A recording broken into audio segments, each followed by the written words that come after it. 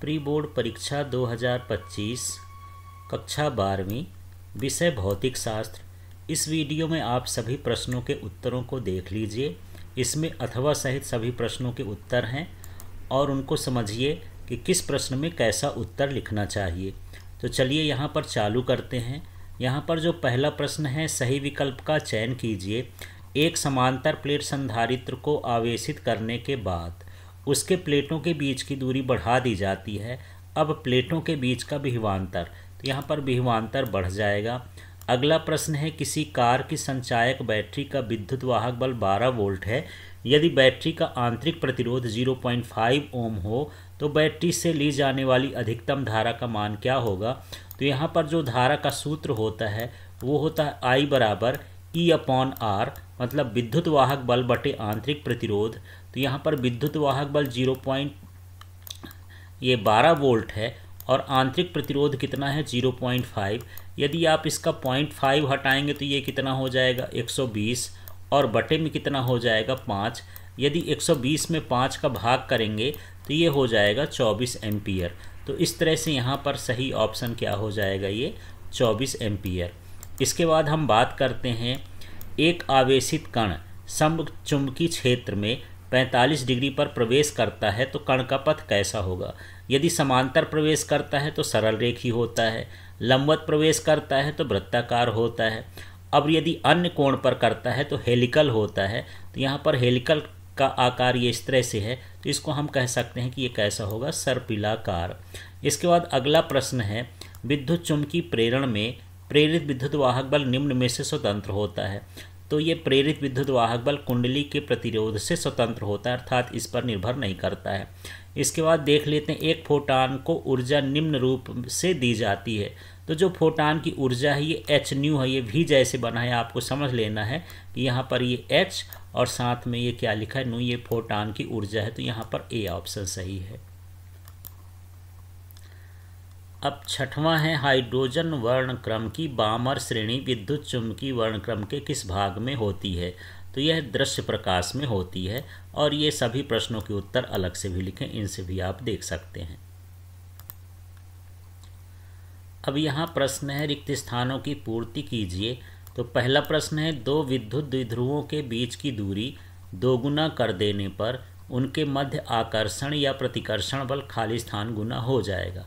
तो हम जानते हैं कूलाम के नियम से ये फार्मूला होता है बल का 1/F = 1/4πε0 और ये होता है Q1 और Q2 क्या R²। तो यहाँ पर हमको दूरी से मतलब है, यदि इस दूरी को हम 2R कर दें और 2R करने के बाद इसका स्क्वायर करेंगे तो ये हो जाएगा 4, मतलब यहाँ पर हमारे पास ये हो जाएगा 1/4 और आ जाएगा अपॉन में 4। इसका मतलब जो बल है वो 1/4 गुना हो जाएगा। इसके बाद अगला है, चुंबकीय आघूर्ण की दिशा। तो चुंबकीय आघूर्ण की जो दिशा होती है वो यस ध्रुव से कहाँ की ओर होती है, एन ध्रुव, या फिर लिख सकते हैं यदि हिंदी में लिखना हो तो दक्षिणी ध्रुव से उत्तरी ध्रुव की ओर होती है। इसके बाद यहाँ पर अगला प्रश्न है, शुद्ध प्रतिरोध युक्त परिपथ में धारा और विभवांतर के मध्य कलांतर कितना होता है। तो यहाँ पर प्रतिरोध है और यहाँ पर जो विभवांतर है, तो जब प्रतिरोध जुड़ा होता है तो प्रतिरोध में धारा और विभवांतर के बीच का कलांतर 0 होता है। तो इसका सही ऑप्शन ये होगा। इसके बाद यहाँ पर अगला है, त्वरित आवेश खाली स्थान विकृत करता है। तो त्वरित आवेश विद्युत चुम्बकीय तरंगों को विकृत करता है। इसके बाद अगला है, तरंग संचरण के दौरान समान कला में दोलन करते बिंदुओं के बिंदु पथ को तरंगाग्र कहते हैं। तो यहाँ तरंगाग्र भरा जाएगा। इसके बाद ऐसे नाभिक जिनकी द्रव्यमान संख्या समान है। तो यहाँ पर द्रव्यमान संख्या समान है तो ऐसे नाभिक को हम क्या बोलते हैं, समभारिक। अब यहाँ पर देखते हैं, सही जोड़ी मिलाइए। तो सरल सूक्ष्मदर्शी, तो सरल सूक्ष्मदर्शी के लिए ये है आवर्धन क्षमता ई नंबर। इसके बाद है यहाँ पर संयुक्त सूक्ष्मदर्शी, तो इसकी आवर्धन क्षमता ये है ME/MO। इसके बाद यहाँ पर है दूरदर्शी, तो दूरदर्शी की आवर्धन क्षमता ये है FO/FE। इसके बाद यहाँ पर है व्यतिकरण दीप्त फ्रिंज, तो यहाँ पर जब समगुणक होता है λ/d, तो ये दीप्त फ्रिंज प्राप्त होता है। तो यहाँ पर ये 2 लैम्डा डी अपॉन डी होगा। फिर यहाँ व्यतिकरण की अदीप्त फ्रिंज, तो यहाँ पर ये हो जाएगा अदीप्त फ्रिंज के लिए ये C number lambda D upon 2d। इसके बाद यहाँ पर आए विवर्तन निम्निष्ठ, तो विवर्तन निम्निष्ठ के लिए ये हो जाएगा 2 लैम्डा अपॉन ए। तो इस तरह से यहाँ पर जोड़ी मिलाना है। अब यहाँ पर कुछ ये रीज़न दिए हुए हैं, जैसे संपोषी व्यतिकरण होगा तो इस तरह से इसको हम स्थिति निकाल लेंगे, अविनाशी व्यतिकरण होगा माने अदीप्त फ्रिंज के लिए इस तरह से स्थितियाँ हैं, तो आप इसको देख सकते हो। अब यहाँ पर देख लेते हैं, चौथा है किस प्रकार के आवेश वितरण के लिए विद्युत क्षेत्र दूरी के व्युत्क्रमानुपाती होता है। तो यहाँ पर ये रैखिक आवेश वितरण पर ये व्युत्क्रमानुपाती होता है। फिर अगला है एक विद्युत द्विध्रुव के कारण कहाँ पर विद्युत विभव का मान शून्य होता है, तो निरक्षीय स्थिति पर शून्य होता है। फिर अगला है दंड चुंबक को गर्म करने पर इसकी चुंबकशीलता पर क्या प्रभाव पड़ेगा, चुंबकशीलता कम हो जाएगी या समाप्त हो जाएगी, ऐसा आप लिख सकते हैं। अगला है किसी नाभिक का स्थायित्व का गुण किस राशि पर निर्भर करता है, तो ये बंधन ऊर्जा प्रति न्यूक्लियन पर निर्भर करता है। फिर ये है अर्धचालक का वर्जित अंतराल कितना होता है, तो ये लगभग 1 इलेक्ट्रॉन वोल्ट होता है। अब यहाँ 5वां प्रश्न है सत्य सत्य लिखने के लिए। पहला है विद्युत क्षेत्र रेखाएं बंद वक्र बनाती हैं, यह असत्य है, खुला वक्र बनाती हैं। अगला है विद्युत धारा घनत्व अदिश राशि है, ये भी गलत है, यहाँ पर सदिश होता है तो ये भी असत्य हो गया। इसके बाद अगला है आपतन कोण का मान क्रांतिक कोण से अधिक होने पर स्नेल का नियम लागू नहीं होता, ये भी असत्य है। इसके बाद अगला है धातु पृष्ठ से मुक्त इलेक्ट्रॉन उत्सर्जन के लिए धातु का कार्यफलन कम होना चाहिए, ये सत्य है। फिर ये अगला है उत्क्रम अभिनत में पीएन संधि डायोड की अवक्षय परत की मोटाई बढ़ जाती है, ये भी सत्य है। इस तरह से सत्य सत्य आपको देखना है। अब ये 6वां प्रश्न है एक गोली चालक की धारिता 1 माइक्रोफैराड है, इसकी त्रिज्या ज्ञात कीजिए। तो चलिए इसको हल करके देखते हैं। यहाँ पर दिया है कि जो इसकी धारिता है C बराबर 1 माइक्रोफैराड, इसको बदलेंगे तो 10⁻⁻6 फैराड हो जाएगी। अब हम जानते हैं कि गोली चालक की धारिता का जो सूत्र होता है C बराबर 4πε0 r होता है। यदि यहाँ से हमको r निकालना है तो इसका पक्षांतर करेंगे तो ये कहाँ हो जाएगा, बटे में। तो ये बना हमारा r बराबर 1/4πε0 इंटू C। अब ये जो इसका मान होता है ये होता है 9 × 10⁹, तो ये लिख दिए, और C का मान ये जो दिया है 10⁻⁻6 तो ये लिख दिए। यदि हम इसको हल करेंगे तो ये 9 का 9 आ गया, और यहाँ 10⁹ में 10⁻⁻6 जाएगा तो 10⁻³ ये मीटर बचा। यदि यहाँ पर हम इसको 10⁻³ मीटर को किलोमीटर में बदलेंगे तो यहाँ पर 9 किलोमीटर हो जाएगा। तो इस तरह से उस गोले की त्रिज्या हो जाएगी 9 किलोमीटर। अब हम बात करते हैं, यहाँ पर अगला प्रश्न है इसी का अथवा वाला। 3 माइक्रोफैराड धारिता वाले 3 संधारित्रों को किस क्रम में संयोजित किया जाए कि परिणामी धारिता 4.5 माइक्रोफैराड हो जाए। तो चलिए इसको देखते हैं कि किस प्रकार से इसको हल करना है। तो यहाँ पर मान लेते हैं कि हमारे पास 3 संधारित्र हैं, जिसमें C1 भी 3 माइक्रोफैराड का है, C2 भी 3 माइक्रोफैराड का है और C3 भी 3 माइक्रोफैराड का है। तो सबसे पहले हम क्या करेंगे, C1 और C2 माने इनको श्रेणी क्रम में जोड़ेंगे। तो यहाँ पर जो श्रेणी क्रम का सूत्र होता है 1/C' बराबर 1/C1 प्लस 1/C2 होता है। तो वो यहाँ पर C1 का मान कितना हो जाएगा 1/3, और यहाँ पर C2 का मान भी यहाँ पर 1/3। यदि हम इसको जोड़ेंगे तो 2/3 हो जाएगा। फिर हमको उल्टा करना पड़ता है, ये C' जब ऊपर जाएगा तो ये 3/2 का 2/3 का 3/2 हो जाएगा। इस तरह से ये आ गया जब हम 2 को C1 C2 को श्रेणी क्रम में जोड़ते हैं। अब हमारे पास जो आया ये C', तो इसको हम किस में जोड़ेंगे, C' और जो C3 है तीसरा वाला संधारित्र है उसको जोड़ेंगे हम समांतर क्रम में। तो समांतर क्रम का सूत्र होता है कि ये जितने संधारित्र होते हैं वो जुड़ जाते हैं। तो C बराबर हो गया C' प्लस C3। तो यहाँ पर जो C' का मान है ये तो हम निकाले थे 3/2, तो यहाँ 3/2 लिख दिए। C3 का मान 3 है तो 3 हो गया। अब इसको हल करेंगे तो ये 2 3 6, 6 में 3 जोड़ेंगे तो 9/2 हो जाएगा, इसको भाग करेंगे तो 4.5 हो जाएगा। इस तरह से इसको हल करना है। इसके बाद यहाँ पर आप 7वां प्रश्न देखिए। 7वां प्रश्न है चुंबकीय क्षेत्र रेखाओं के कोई दो गुण। तो जो भी आपको दो गुण याद हों वो लिख सकते हैं। जैसे यहाँ पर चुंबकीय क्षेत्र रेखाएं खुला वक्र बनाती हैं, दो चुंबकीय क्षेत्र रेखाएं एक दूसरे को कभी प्रच्छेद नहीं करती। चलिए इसी का अथवा वाला प्रश्न को देखते हैं। चल कुंडली धारामापी की सुग्राहिता बढ़ाने के कोई दो उपाय लिखिए। तो यहाँ पर उपाय देख लेते हैं। कुंडली में फेरों की संख्या अधिक होनी चाहिए धारामापी की कुंडली में। फिर यहाँ धारामापी में जो चुंबक लगा होता है उसके चुंबकीय क्षेत्र का मान कैसा होना चाहिए, अधिक होना चाहिए, तो इसकी सुग्राहिता अधिक होती है। अब यहाँ पर 8वां प्रश्न देखते हैं, ये भी 2 नंबर का है। ट्रांसफार्मर में ऊर्जा क्षय के कोई दो कारण तथा इन्हें कम करने के उपाय लिखिए। तो ट्रांसफार्मर में ऊर्जा हानि तो कई तरह की होती हैं, लेकिन यहाँ पर दो ऊर्जा हानि की हम बात करते हैं, ऊर्जा क्षय की और कम करने के उपाय की। तो यहाँ पर देखिए कुंडलों का प्रतिरोध या ताम्रहास। तो यहाँ पर कुंडलियों के प्रतिरोध के कारण विद्युत ऊर्जा का क्षय किस में हो जाता है, विद्युत ऊर्जा ऊष्मा ऊर्जा में परिवर्तित हो जाती है, उसमें नष्ट हो जाती है। ठीक है, तो इसे हम क्या बोलते हैं, ताम्रहास। अब इसके लिए क्या करना चाहिए, हमको जो निम्न वोल्टता की कुंडली होती है उसे मोटे तारों को बनाना चाहिए, क्योंकि तारों को मोटाई बढ़ाने से प्रतिरोध क्या हो जाता है, घट जाता है। तो ये कम करने का उपाय है कि तारों को, कुंडली के तारों को कैसा बनाना चाहिए, मोटा। इसके बाद अगला है चुंबकीय फ्लक्स का क्षरण। तो क्रोड के खराब अभिकल्पन एवं वायु रिक्ति के कारण, तो जो उसमें क्रोड लगा होता है ट्रांसफार्मर में, उसको यदि हम गलत तरीके से बनाते हैं और यदि उनके बीच में वायु भरी रह जाती है, तो जो प्राथमिक कुंडली का चुंबकीय फ्लक्स है वो द्वितीय कुंडली से बद्ध नहीं हो पाता। तो इसको हम बोलेंगे चुंबकीय फ्लक्स का क्षरण।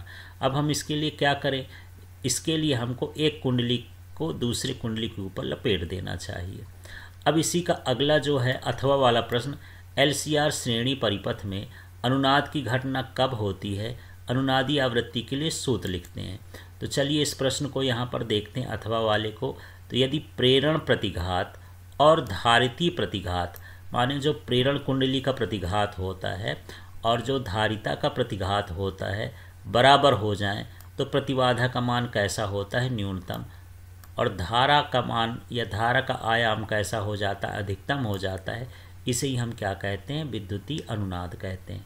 तो इसकी यही शर्त है कि यहाँ पर जो प्रेरण का प्रतिघात है XL और जो संधारित्र का प्रतिघात है XC, ये बराबर होगा। तो इसमें जो प्रतिबाधा होगी न्यूनतम हो जाएगी और धारा क्या हो जाएगी, अधिकतम हो जाएगी, तब हम इसे अनुनाद कहेंगे। यहाँ पर अनुनादी आवृत्ति के लिए सूत्र दिया हुआ है, तो इस सूत्र को देखते हैं। ये लिखा है न्यू 1/2 पाई √LC। तो यहाँ न्यू का मतलब आवृत्ति है, L का मतलब प्रेरकत्व है या प्रेरण कुंडली की प्रेरकत्व, और यहाँ C पर जो है ये संधारित्र की क्या हो गई, धारिता हो गई। अब यहाँ 9वां प्रश्न है, व्यतिकरण किसे कहते हैं, एक उदाहरण से लिखिए। तो प्रकाश का व्यतिकरण समझते हैं। दो कला संबद्ध प्रकाश तरंगों के अध्यारोपण के कारण प्रकाश की तीव्रता में परिवर्तन हो जाता है, इस घटना को हम क्या कहते हैं, व्यतिकरण। उदाहरण के लिए साबुन के जो बुलबुले होते हैं वो हमें रंगीन दिखाई देते हैं। इसके बाद इसी का अथवा वाला प्रश्न देखते हैं। एकल स्लिट विवर्तन की घटना में किन कोण पर उच्चिष्ट और किन कोण पर निम्निष्ट प्राप्त होता है। तो यहाँ पर देखिए उच्चिष्ट दो तरह के होते हैं। एक होता है केंद्रीय उच्चिष्ट, तो जब यहाँ पर विवर्तन कोण का मान थीटा बराबर 0 डिग्री प्राप्त होता है, तब हमको यहाँ पर केंद्रीय उच्चिष्ट प्राप्त होता है। इसके बाद जो द्वितीयक उच्चिष्ट होते हैं, तो इसके लिए जो थीटा का मान है थीटा बराबर n+1/2 λ/a होना चाहिए। इसी तरह से यहाँ पर यदि हमको निम्निष्ट प्राप्त करना है, तो निम्निष्ट के लिए जो थीटा का मान है वो थीटा बराबर n λ/a होना चाहिए। तो यहाँ पर हम जाने कि थीटा क्या है, n क्या है, लेमडा क्या है, a क्या है। तो यहाँ जो a है वो एकल स्लिट की चौड़ाई हो गई, लेमडा प्रकाश का तरंग दैर्ध्य है, और जो थीटा है वो विवर्तन कोण है, और यहाँ n का मान +-1 से लेकर के +-2 इस तरह से संख्या बढ़ेगी।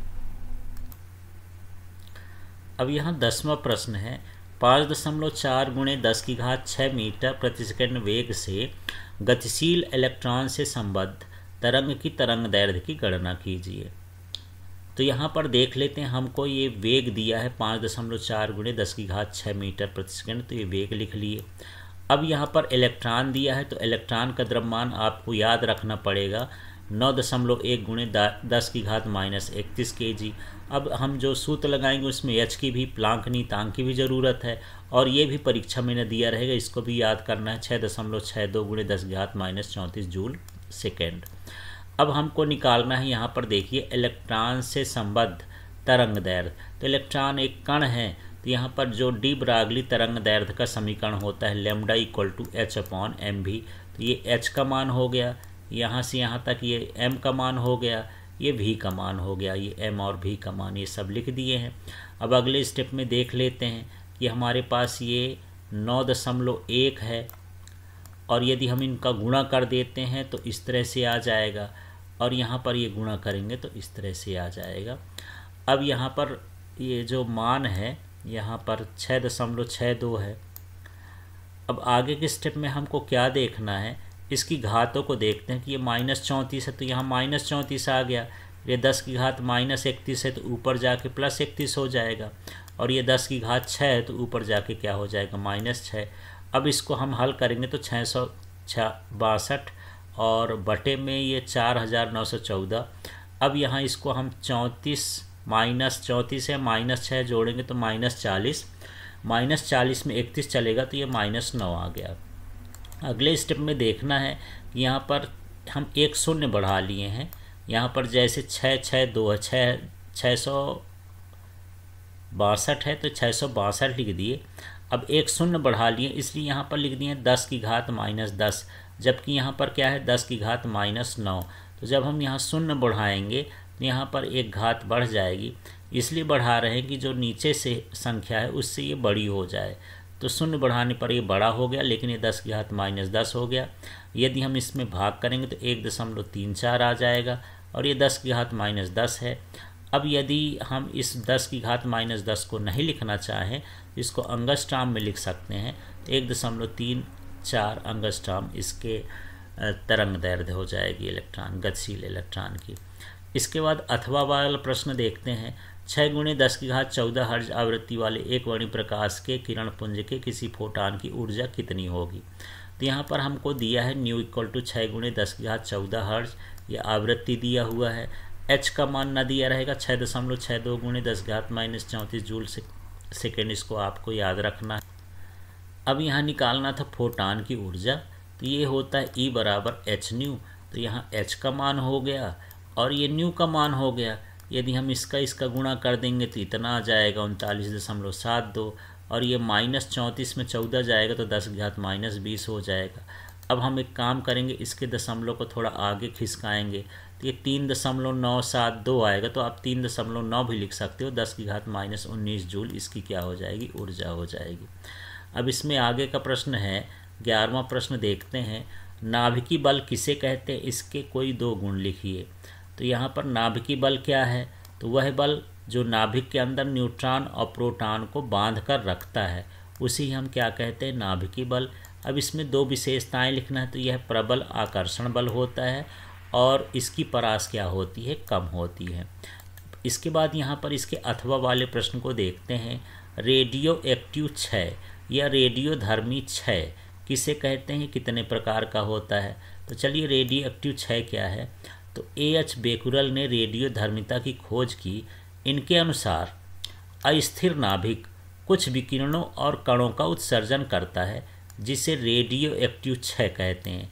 यदि आप इनको नहीं भी लिखते हैं यहाँ तक तो आपको आवश्यकता नहीं है, आप सीधे ये भी लिख सकते हैं कि अस्थिर नाभिक कुछ विकिरणों और कणों का उत्सर्जन करता है, इसे ही रेडियो एक्टिव क्षय कहते हैं। अब यहाँ पर रेडियो एक्टिव क्षय के जो प्रकार होते हैं 3 तरह के होते हैं। यहाँ अल्फा क्षय हो गया, बीटा क्षय हो गया और ये गामा क्षय। केवल नाम हमको लिखना था, 2 अंक तक का था, तो इसको डिटेल करने की आवश्यकता नहीं थी। अब इसके 12वें प्रश्न में आते हैं।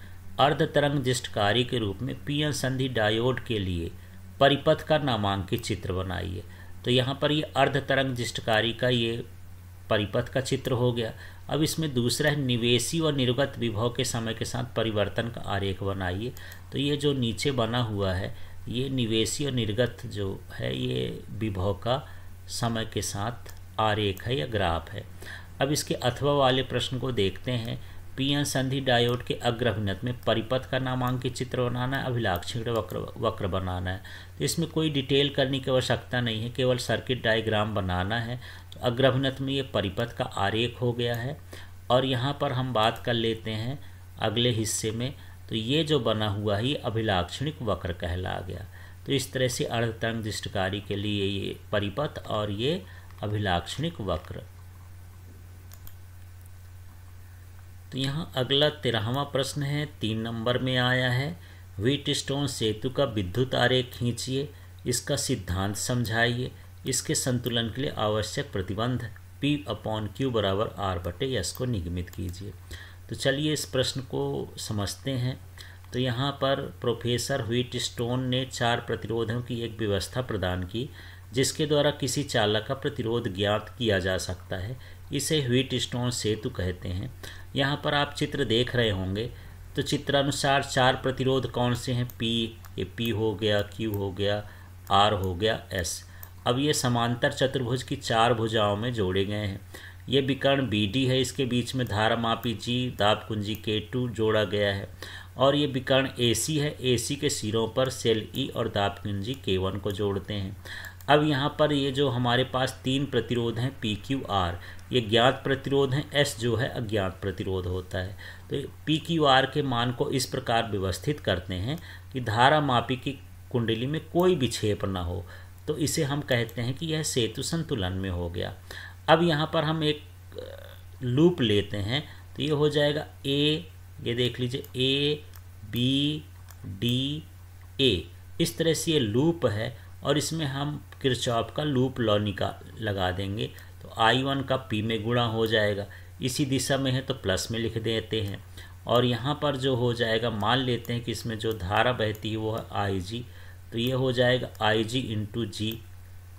इसी तरह से यहाँ पर हम करेंगे तो ये हो जाएगा I2 इंटू R। और ये किस में हो जाएगा? माइनस में, क्योंकि हम इधर से जा रहे हैं और तीर लगाए इधर।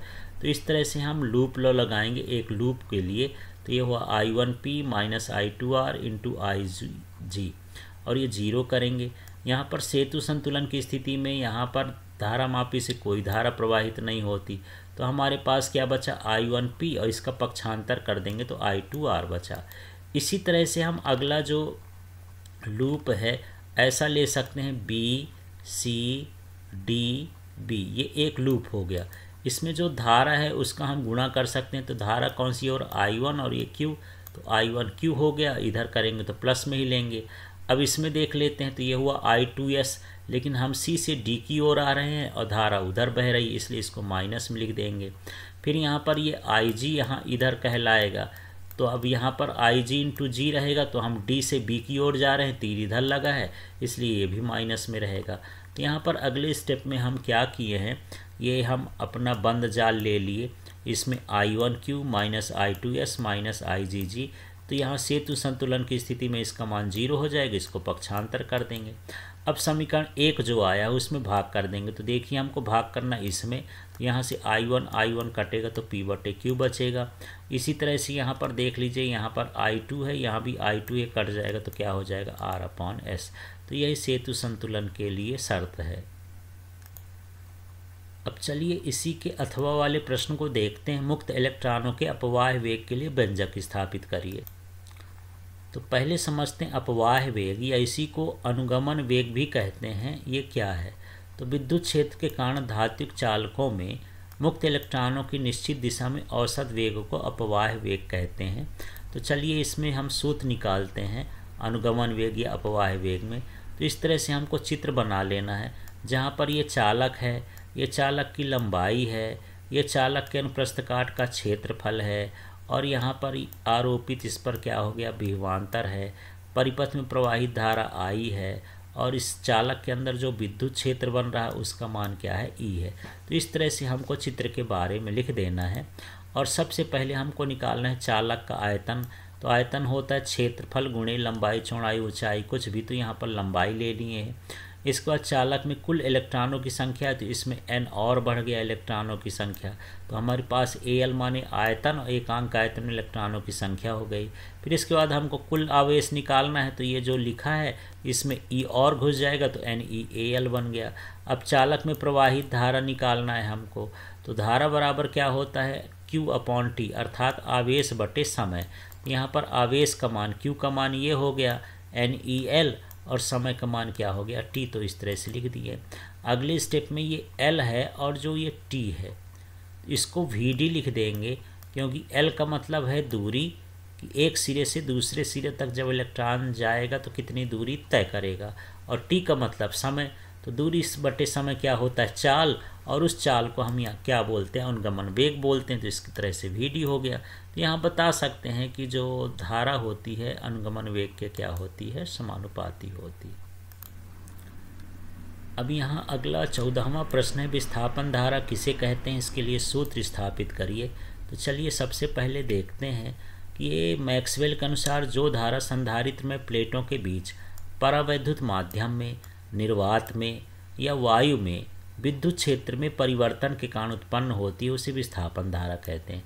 तो सीधा सीधा कह सकते हैं कि विद्युत क्षेत्र में परिवर्तन के कारण उत्पन्न परावैद्युत पदार्थ में या निर्वात में या फिर वायु में उत्पन्न धारा को हम क्या कहते हैं विस्थापन धारा। चलिए विस्थापन धारा का व्यंजक हम निकालेंगे। तो ये विस्थापन धारा के लिए चित्र है, ये संधारित्र बना हुआ है और ये पूरे क्षेत्र में यहाँ पर विस्थापन धारा प्रदर्शित हो रही, क्योंकि यहाँ पर विद्युत क्षेत्र में परिवर्तन होता है, विद्युत फ्लक्स में परिवर्तन होता है, इसी कारण विस्थापन धारा उत्पन्न हो जाती है। तो चलिए मान लेते हैं कि माना एक समांतर प्लेट संधारित्र है, समांतर प्लेट संधारित्र है, इसके प्लेटों का क्षेत्रफल A है, इसमें जो पृष्ठीय आवेश घनत्व है सिग्मा इक्वल टू Q/A है, और इस पर जो विद्युत क्षेत्र की तीव्रता होगी वो E बराबर σ/ε0, लेकिन सिग्मा का मान Q/A है, यहाँ पर देख सकते हैं जो पृष्ठीय आवेश घनत्व होता है तो Q/A, तो यहाँ से सिग्मा हटाएंगे, उसकी जगह पर Q/A लिख दिए। इसके बाद हमको यहाँ पर विद्युत फ्लक्स निकालना है, तो विद्युत फ्लक्स का जो सूत्र होता है फाई इक्वल टू EA होता है, तो यहाँ फाई E की जगह वही लिख दिए हैं, यहाँ पर E की जगह पर ये जो E का मान है ये पूरा उतार दिए हैं और इस A की जगह A हो गया। तो यदि हम इसको काटेंगे तो फाई इक्वल टू Q/ε0 आ जाएगा। अब यदि हम ε0 को इधर कर देंगे तो Q का मान आ जाएगा। इस तरह से यहाँ पर पक्षांतर करने के बाद आप देखेंगे कि ये हमारे पास आया Q बराबर ε0 फाई E। अब यहाँ पर इसके सापेक्ष हम अवकलन कर दें, या यदि आवेश का मान समय के साथ परिवर्तित हो तो यहाँ पर देखिए हमारे पास ये Q था, तो इसको हम dQ लिख दिए हैं और बटे में क्या लिख दिए हैं dt लिख दिए हैं। तो यहाँ पर जैसे इधर dt लिखें तो इधर भी बटे में dt लिख दिए हैं, और ये फाई के आगे क्या लिख दिया d फाई E, और यहाँ पर ε0 में कुछ नहीं लगेगा क्योंकि ये नियतांक है तो न घटेगा न बढ़ेगा। अब देखिए Q का मतलब आवेश होता है, T का मतलब समय होता है, और आवेश समय को हम धारा कहते हैं। तो यहाँ पर ये जो ID लिखा है, I माने धारा और D का मतलब विस्थापन, तो इस तरह से विस्थापन धारा हो गया और ये d∅/dt हो गया, तो ये विस्थापन धारा का सूत्र हो गया। अब इसी का अथवा वाला प्रश्न देख लेते हैं। इसी में अथवा प्रश्न पूछा गया है, विद्युत चुंबकीय तरंग किसे कहते हैं, किसी माध्यम में गतिशील विद्युत चुंबकीय तरंग का वेग किन राशियों पर निर्भर करता है, इनमें हमको संबंध लिखना है। तो चलिए इस प्रश्न को देखते हैं। तो यहाँ ये विद्युत चुंबकीय तरंगें क्या हैं, तो वे तरंगें जो विद्युत क्षेत्र और चुंबकीय क्षेत्र के परस्पर लंबवत या वक्री दोलनों से बनी होती हैं तथा तरंग संचरण की दिशा इनके लंबवत होती है, इन्हें विद्युत चुंबकीय तरंगें कहते हैं। अब यहाँ पर किसी माध्यम में गतिशील विद्युत चुंबकीय तरंगों का जो वेग होता है वो विद्युत क्षेत्र और चुंबकीय क्षेत्र पर निर्भर करता है। तो संबंध यही है कि V इक्वल टू E/B, ये माध्यम के लिए है। यदि निर्वात के लिए होता तो यहाँ C लिख सकते थे, फिर यहाँ पर E0 और यहाँ पर क्या लिख देते B0। तो इस तरह से भी सूत्र को लिखा जा सकता है। अब अगला प्रश्न जो 15वां प्रश्न है, बोर के परमाणु मॉडल की द्वितीय अभिगृहित स्थायी कक्षा से संबंधित किस शर्त को डी ब्रॉगली के द्रव्य तरंग से प्राप्त कीजिए। तो चलिए हम बोर के द्वितीय प्रतिबंध को स्थापित करते हैं। तो यहाँ पर डी ब्रागली के अनुसार बोर के द्वितीय प्रतिबंध की व्याख्या।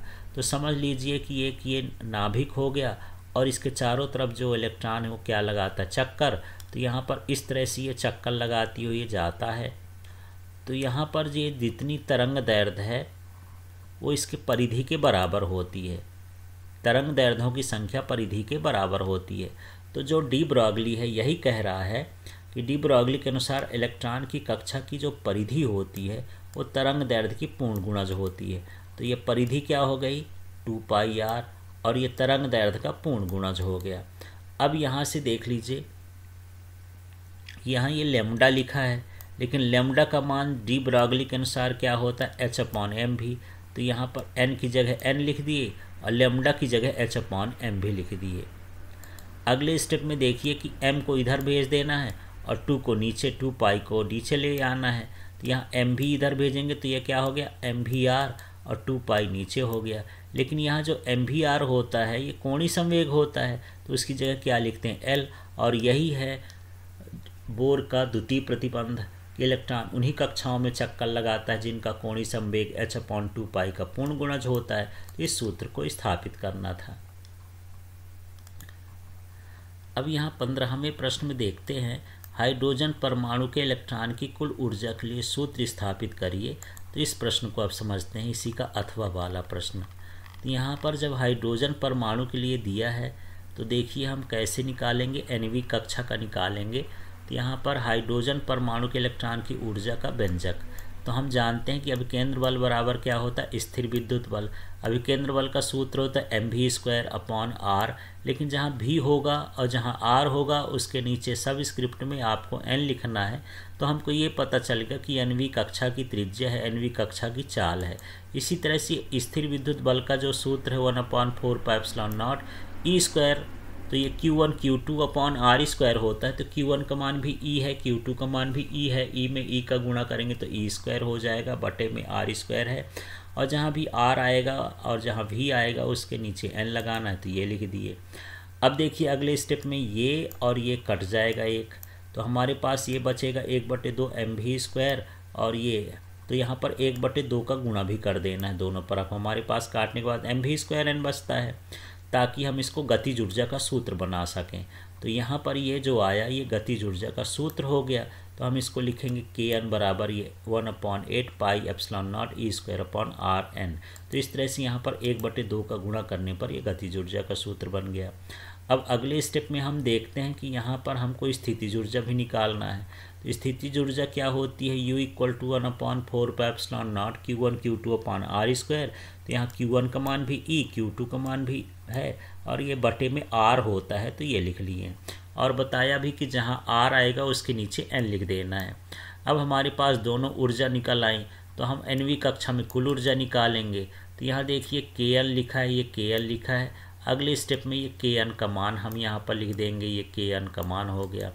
इसी तरह से यहाँ पर UN है, तो ये जो UN का मान है ये पूरा का पूरा यहाँ रख देंगे। यहाँ से यदि हम इसको हल करेंगे तो ये हो जाएगा -1/8πε0 e²/r1। अब यहाँ पर ये जो मान आया है इसमें Rn का मान हमको रखना ही, Rn का मान होता है उसकी त्रिज्या का मान, परमाणु के कक्षा की त्रिज्या का मान यदि हम रखेंगे तो इसमें देख लीजिए यहाँ पर ये हल करते हैं। 8 हो गया, पाई हो गया, एप्सिलॉन कितने बार हो गया, 2 बार, n² h², और यहाँ पर ये जो पाई है तो ये पाई इस पाई से कट जाएगा और ये m इधर चला जाएगा। तो हमारे पास जो ऊर्जा का सूत्र आया ये इस तरह से आ गया, En - m e⁴ और इस तरह से आया। अब यदि हम इसको पूरा सॉल्व कर दें, नीतांकों का मान रख दें, तो En का मान होगा -13.6 बटे में n²। अब यहाँ पर जो है n² तो है, लेकिन यदि पहली कक्षा की बात करें तो n का मान 1 ले लेंगे, तो पहली कक्षा में इलेक्ट्रॉन की या हाइड्रोजन परमाणु के इलेक्ट्रॉन की ऊर्जा क्या हो जाएगी, -13.6 इलेक्ट्रॉन वोल्ट। अब यहाँ पर 16वां प्रश्न है, ऊर्जा बैंड के आधार पर चालक, विद्युत रोधी और अर्धचालक की व्याख्या करना है। तो ऊर्जा बैंड के आधार पर चालक, अर्धचालक और कुचालक की व्याख्या को देखते हैं। तो वे पदार्थ जिनमें विद्युत प्रवाह सुगमता पूर्वक होता है वो सभी क्या कहलाते हैं, चालक कहलाते हैं। अब यदि आप इस चित्र को देखेंगे तो ये जो नीचे का हिस्सा है ये वाला, ये हमारा क्या है, संयोजकता बैंड, और ये जो ऊपर का हिस्सा है वो क्या कहलाया, चालन बैंड। तो यहाँ पर देख लीजिए, यहाँ से यहाँ तक जो होता है संयोजकता बैंड और यहाँ से यहाँ तक चालन बैंड। तो ये जो है ये दोनों में कॉमन है, इसको हम बोलते हैं अतिव्याप्त होना। तो यही है कि इनमें चालन बैंड और संयोजकता बैंड अतिव्याप्त होते हैं, इनके बीच वर्जित अंतराल होता ही नहीं है, जिससे जो चालन बैंड के इलेक्ट्रॉन हैं ये आंशिक रूप से भरे होते हैं, चालन बैंड आंशिक रूप से भरे होते हैं और ये इलेक्ट्रॉन आसानी से संयोजी बैंड से चालन बैंड में चले भी जाते हैं, इसलिए क्या होता है, सुचालक होता है ये। इसके बाद यहाँ पर अर्धचालक की बात करते हैं, वे पदार्थ जिनकी चालकता कुचालक और सुचालक के क्या होते बीच, जैसे सिलिकॉन है, जर्मेनियम आर्सेनाइड है, जर्मेनियम बोरान है, और यहाँ पर इस तरह से ये चित्र है। तो यहाँ इनमें चालन बैंड और संयोजकता बैंड के बीच वर्जित अंतराल कम होता है। तो इसमें वर्जित अंतराल तो होता है लेकिन अपेक्षाकृत क्या है, चालक से ज़्यादा होता है, लेकिन कुचालक से क्या होता है, कम होता है। कमरे के ताप पर विद्युत क्षेत्र आरोपित करने पर वर्जित अंतराल इलेक्ट्रॉन वर्जित अंतराल को पार करके चालन बैंड में चले जाते हैं। अब यहाँ पर ये है, यदि इस पर इलेक्ट्रॉन है और यहाँ पर यदि ऊष्मीय ताप या कुछ भी मिल जाए तो ये ऊर्जा को ग्रहण करके कहाँ चले जाएंगे, चालन बैंड में, और जैसे चालन बैंड में जाएंगे तो धारा बहेगी, लेकिन 0 केल्विन ताप पर इसमें धारा प्रवाहित नहीं होती। इस तरह से अर्धचालक में 0 केल्विन ताप पर धारा प्रवाहित नहीं होगी, लेकिन उच्च ताप पर धारा प्रवाहित होगी। मतलब सीधा सीधा है कि इसके इलेक्ट्रॉन जो है कूद करके इसमें संयोजकता बैंड के इलेक्ट्रॉन चालन बैंड में चले जाएंगे। अब बात करता हूँ मैं कुचालक की। तो वे पदार्थ जिनमें विद्युत का प्रवाह नहीं होता उसे हम क्या कहते हैं, कुचालक कहते हैं। अब इसमें क्या होता है, क्यों नहीं होता, क्योंकि चालन बैंड और संयोजकता बैंड के बीच वर्जित अंतराल बहुत अधिक होता है, जिससे विद्युत क्षेत्र आरोपित करने पर इलेक्ट्रॉन वर्जित अंतराल को पार करके चालन बैंड में नहीं जा पाते, जिससे धारा प्रवाहित नहीं होती है और ये कुचालक हो रहते हैं। अब चलिए इसी का जो अथवा वाला प्रश्न है उसको देख लेते हैं। तो इसी में अथवा वाला प्रश्न इस तरह से है कि पीएन संधि डायोड में हमको विसरण धारा समझाना है, अवक्षय परत समझाना है, रोधी का विभव समझाना है। तो चलिए इन तीनों को देखते हैं। तो ये इसी के अथवे प्रश्न का उत्तर है। तो सबसे पहले विसरण धारा को समझते हैं। तो पीएन संधि डायोड में पी क्षेत्र में होल होते हैं और एन क्षेत्र में भी होल होते हैं, लेकिन पी क्षेत्र में होल की सांद्रता एन क्षेत्र की तुलना में अधिक होती है, जिससे होल पी क्षेत्र से कहाँ की ओर जाने लगते हैं, एन क्षेत्र की ओर विसरित होते हैं। क्योंकि जो विसरण होता है वो होता है अधिक सांद्रता से कहाँ की ओर जाना, कम सांद्रता की ओर। तो होल पी क्षेत्र से कहाँ की ओर जाएंगे, एन क्षेत्र की ओर। इसी तरह से एन क्षेत्र में इलेक्ट्रॉन की सांद्रता अधिक होती है, तो इलेक्ट्रॉन एन क्षेत्र से कहाँ की ओर जाते हैं, पी क्षेत्र की ओर विसरित होने लगते हैं, जिससे संधि पर धारा बहती है और इसे हम क्या कहते हैं, विसरण धारा कहते हैं। इसके बाद हम बात करते हैं अवक्षय परत की। तो डायोड की संधि पर होल एवं इलेक्ट्रॉन के उदासीनीकरण के कारण संधि पर पतली परत बन जाती है, जिसमें ना तो होल होते हैं और ना ही इलेक्ट्रॉन होते हैं। इसे ही क्या कहते हैं, अवक्षय परत कहते हैं। अब इसमें रोधी का विभव को समझते हैं।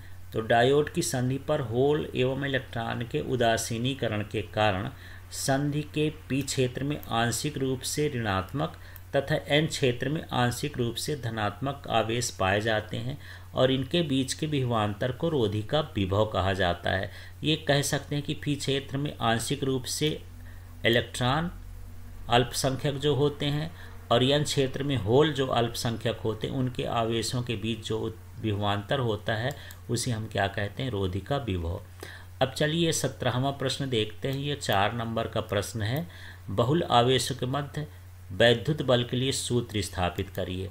तो यहाँ पर देख लेते हैं, ये है बहुल आवेश है तो ये आवेशों का निकाय होगा। यहाँ Q1 आवेश है, Q3 है, Q2 है, Q4 है, ऐसे बहुत सारे जो है आवेश इस पर हो सकते हैं। तो हम जानना चाहते हैं कि सभी मिल करके इस पर कितना बल लगा रहे हैं। तो चलिए इसका शब्द बनाते हैं।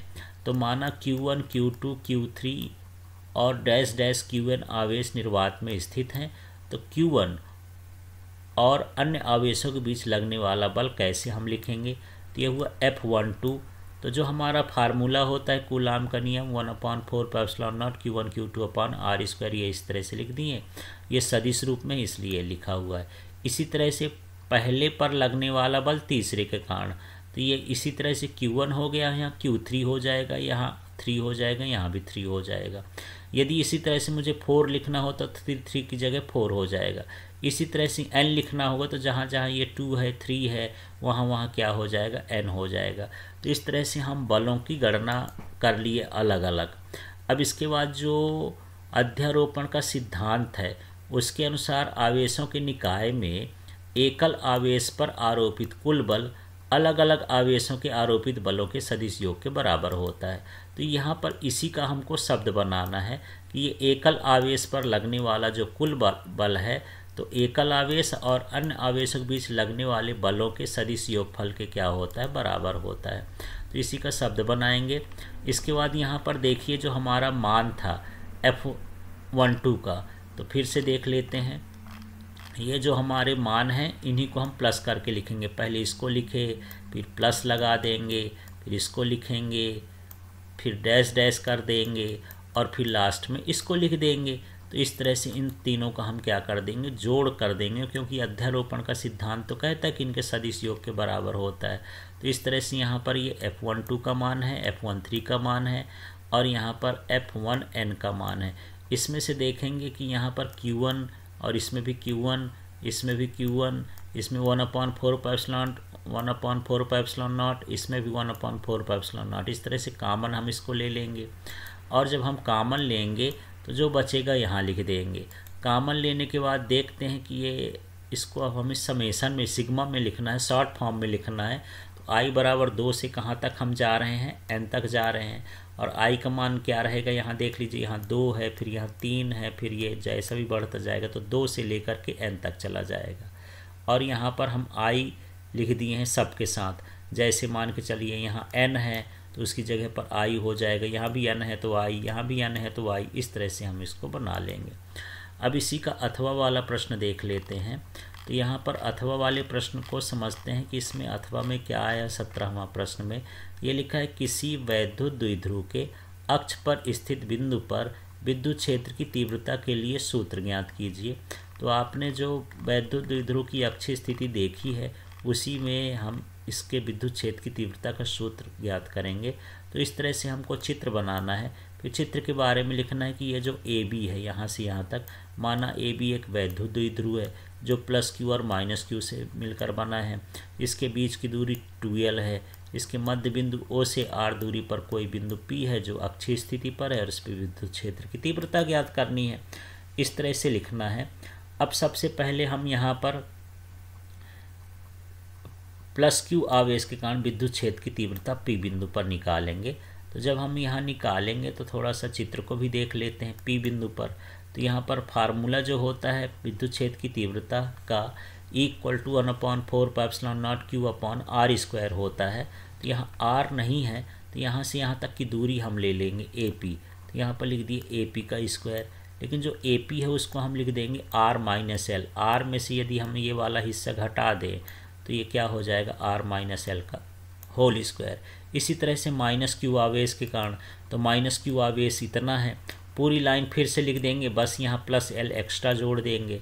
तो देख लिए यहाँ E2 का मान 1/4πε0 Q/PB² और ये PB का मान क्या है, R+L का होल स्क्वायर। इस तरह से दोनों मान को रख देते हैं। अब यहाँ पर जब दोनों मान हो गए तो जो E1 है वो बड़ा है E2 से, क्योंकि जो +Q आवेश है वो बिंदु के नज़दीक है। तो यदि बिंदु से दूरी कम है तो विद्युत क्षेत्र की जो तीव्रता होगी वो क्या होगी, अधिक होगी।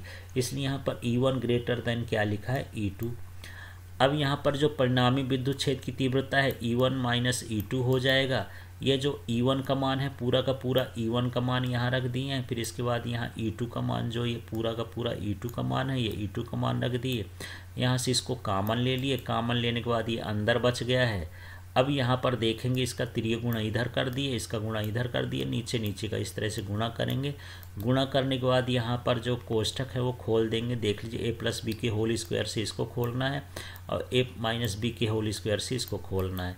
फिर यहाँ पर इसका ये कोष्ठक हटाएंगे तो जहाँ जहाँ प्लस है माइनस हो जाएगा। अब ये सब काटेगा तो यहाँ पर आ जाएगा 4RL, जैसे आर स्क्वायर से आर स्क्वायर कटेगा, एल स्क्वायर से एल स्क्वायर कटेगा और 2RL जुड़ के कितना हो गया 4RL हो गया। और जो कॉमन था उसको तो लिख देंगे। अब यहाँ 4 में से इसका फार्मूला बना लेंगे तो ये हो गया Q इंटू 2L और यहाँ पर 2R बचता है तो 2R लिख देंगे, क्योंकि यहाँ पर जो Q इंटू 2L है उसका मान क्या होता है P, तो Q इंटू 2L की जगह P लिख देंगे तो ये हो जाएगा 2PR। इस तरह से ये E का सूत्र बन गया। अब यहाँ पर कंडीशन लगाएंगे, यदि L का मान बहुत बहुत छोटा हो तो उसको हम बदल सकते हैं उस सूत्र को।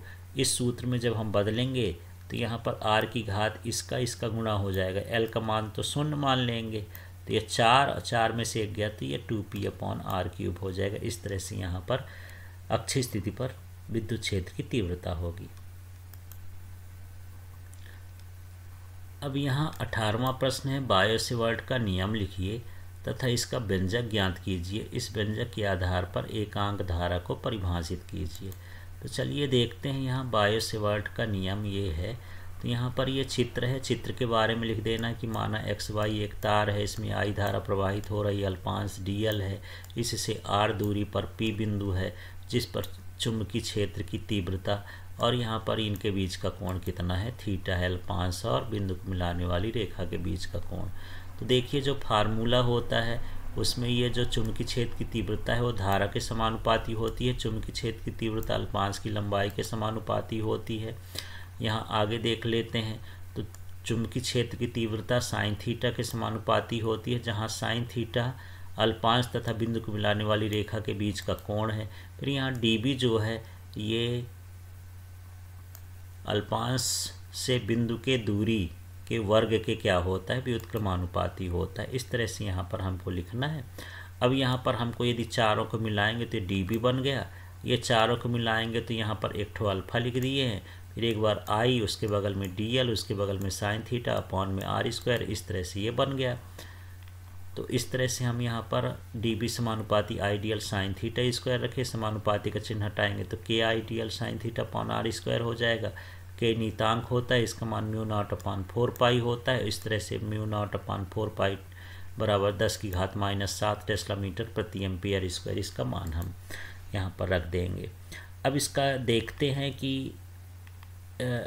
एम्पियर की परिभाषा क्या होगी। तो यदि 1 मीटर लंबाई तथा 1 मीटर त्रिज्या वाला चाप है और उसके केंद्र पर 10⁻⁷ टेस्ला चुंबकीय क्षेत्र उत्पन्न होता है तो उस चालक में बहने वाली धारा क्या कहलाएगी 1 एम्पियर। तो ये चालक को ही जो है चाप के रूप में मोड़ा गया है, जिसकी लंबाई भी 1 मीटर है, त्रिज्या भी 1 मीटर है और उसके केंद्र पर जो चुंबकीय क्षेत्र की तीव्रता है 10⁻⁷ टेस्ला है। तो इसमें बहने वाली धारा 1 एम्पियर कहलाती है। अब यहाँ पर इसी का अथवा वाला प्रश्न देखते हैं। इसमें अथवा प्रश्न था 18वां में ही, एक समान चुंबकीय क्षेत्र में स्थित धारावाही पास पर बल आघूर्ण के लिए हमको सूत्र स्थापित करना है। तो इस तरह से हम एक पास बना लेंगे। पास का मतलब घेरा है या कुंडली है। तो ये आयताकार पास है। तो यहाँ पर हम मान लेते हैं कि ये आयताकार कुंडली है जिसका नाम PQRS है। इसके चुंबकीय क्षेत्र B में रखा गया है। इसकी लंबाई कितनी है L है, इसका जो चौड़ाई है वो B है, इसमें प्रवाहित धारा I है। तो फ्लेमिंग के बाएं हाथ के नियमानुसार PQ भुजा पर कागज़ के तल के लंबवत नीचे की ओर और RS भुजा पर कागज़ के तल के लंबवत ऊपर की ओर यहाँ पर क्या लग रहा है बल लग रहा है। ये दोनों बल परिमाण में बराबर होते हैं लेकिन दिशा में बराबर नहीं होते, दिशा इनकी विपरीत होती जिस कारण ये घूमने लगता है। तो बल युग्म आघूर्ण का निर्माण हो जाता है। बस इतना ही इस चित्र के बारे में हमको लिखना है। लिखने के बाद यहाँ पर हम इसका सूत्र देखेंगे कि ये बल युग्म का जो सूत्र होता है वो होता है एक बल गुणे बलों के बीच की लंबवत दूरी।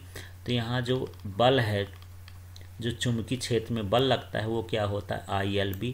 तो वहाँ पर हम ILB लिख देते हैं। फिर लंबवत दूरी का मतलब इस चित्र में ये लंब है क्या PQ।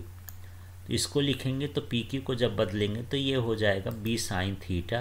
तो इस तरह से यहाँ पर ये देख लीजिए, ये हुआ बल और ये हुआ बी साइन थीटा, बलों के बीच की लंबिक दूरी है।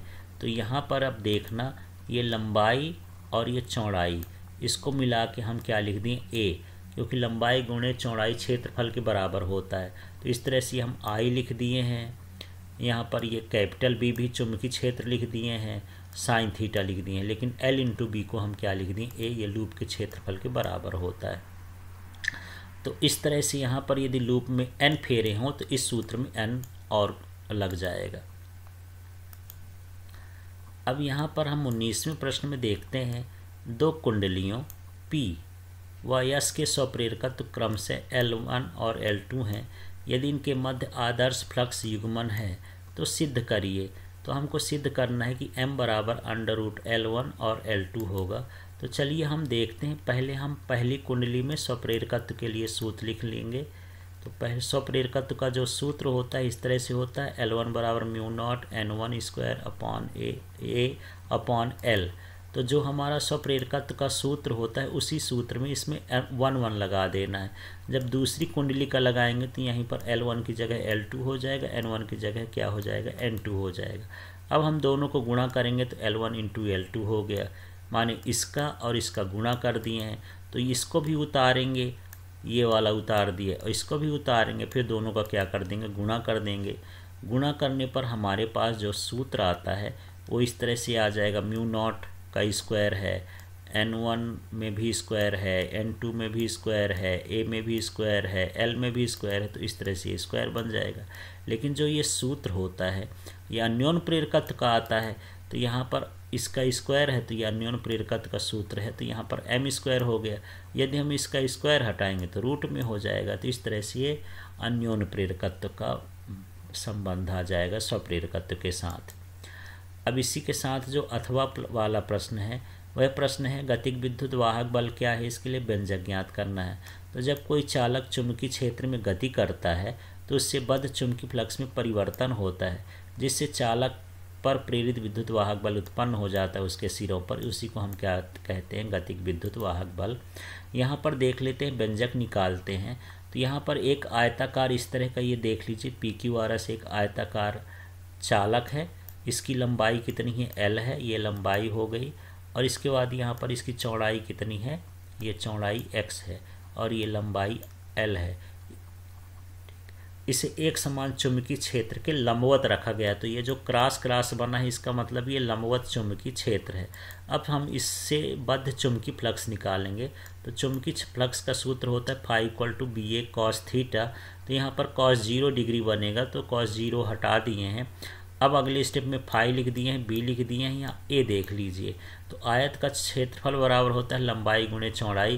तो यहाँ लंबाई को L माने हैं और चौड़ाई को x माने हैं। तो यहाँ पर ए को हम क्या लिख सकते हैं, ए को तोड़ करके LX लिख देते हैं। अब मान लीजिए हमको इस छड़ को, ये जो ये वाली छड़ है, इसको आगे हम भी वेग से घुमाते हैं तो इसमें प्रेरित विद्युत वाहक बल उत्पन्न होता है। तो प्रेरित विद्युत वाहक बल का सूत्र होता है E बराबर -d∅/dt। तो यहाँ E लिख दिए, माइनस लिख दिए d/dt, और ये जो फाई का मान है BLX ये हम लिख दिए हैं। तो यहाँ पर देखिए BL तो निश्चित मान है, तो निश्चित मान लिख दिए, dx/dt। तो यहाँ पर जो dx है इसका मतलब विस्थापन, dt का मतलब समय, तो विस्थापन बटे समय बराबर क्या होता है, वेग। तो इस तरह से जो प्रेरित विद्युत वाहक बल है या गतिक विद्युत वाहक बल है E बराबर BL/v, इसका सूत्र हो जाएगा। अब इसके 20वें प्रश्न को देखते हैं, और प्रश्न है, पतले लेंस के लिए लेंस निर्माता सूत्र स्थापित कीजिए, और लेंस किसे कहते हैं उसको भी समझते हैं। तो चलिए सबसे पहले लेंस समझ लेते हैं। तो दो पारदर्शी पृष्ठों से बनी युक्ति को लेंस कहते हैं, जिसमें कम से कम एक पृष्ठ कैसा होना चाहिए, गोली। तो जैसे यहाँ पर ये दो पृष्ठ बने हैं, ये AB पृष्ठ है और ये CD पृष्ठ है। तो दो पृष्ठों से मिलकर जो है लेंस बनता है, उनमें से एक पृष्ठ कम से कम क्या होता है, गोली होता है। अब हमको पतले लेंस के लिए अपवर्तन सूत्र निकालना है। तो यहाँ पर देख लेते हैं, एक बार हम इसमें अपवर्तन सूत्र लगाएंगे AB पृष्ठ के लिए, एक बार लगाएंगे CD पृष्ठ के लिए, और दोनों को हम क्या कर देंगे, जोड़ देंगे। तो चलिए यहाँ पर AB पृष्ठ के लिए हम देखते हैं।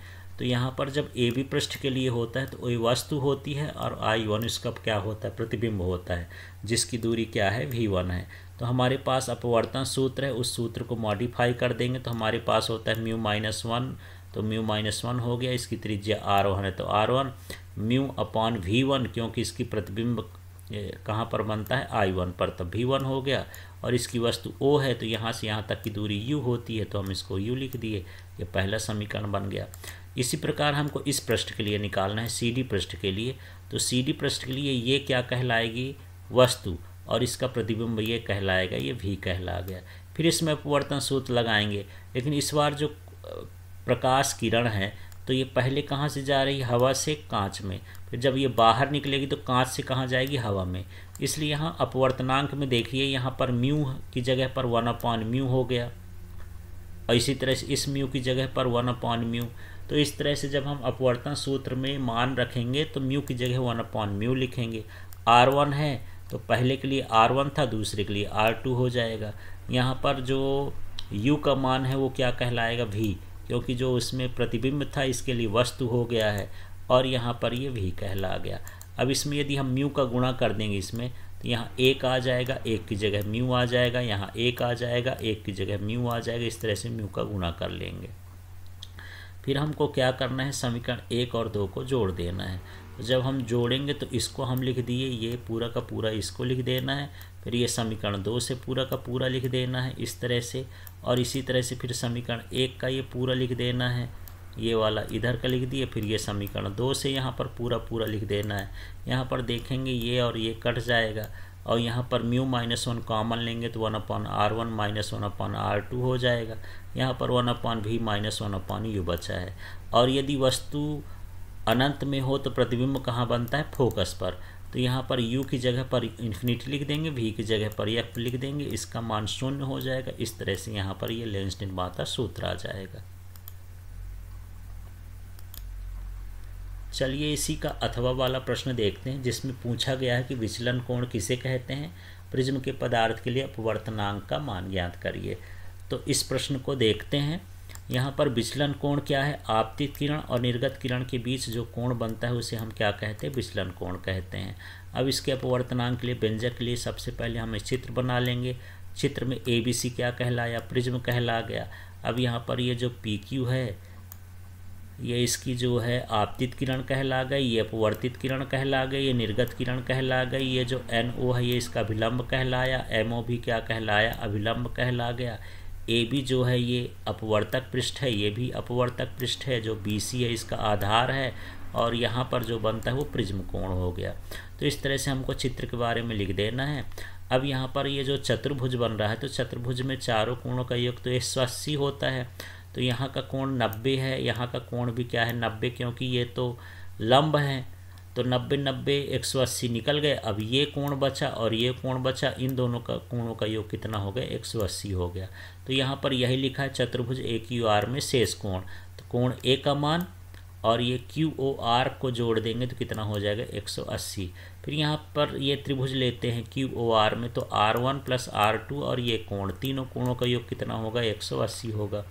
तो अगले में हम ये त्रिभुज ले लिए, और इस त्रिभुज में तीनों कोणों का योग कितना हो गया, 180।